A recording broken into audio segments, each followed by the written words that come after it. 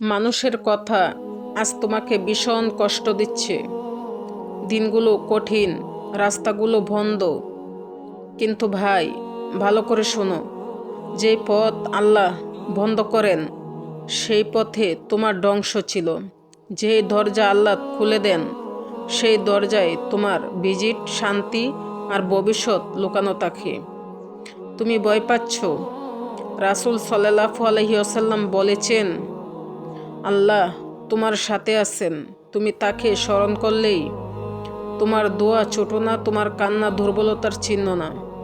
এটাই তোমার ইমানের শক্তি। যখন জীবন ভেঙে পড়ে তখন মানুষ ধরে আশেপাশের মানুষের লোকদের, কিন্তু ইমানদার ধরে শুধু আল্লাহকে। আজকে তুমি যেটাকে বিপদ ভাবছো, হয়তো কাল সেটাই তোমার রহমত হয়ে যাবে। তুমি শুধু সোজা পথে হাঁটো, হাল ছেড়ো না, দোয়া ছেড়ো না। কারণ যার হৃদয়ে আল্লাহ আছেন তার ভাগ্যে হার মানার মতো ক্ষমতা দুনিয়ার কারণেই।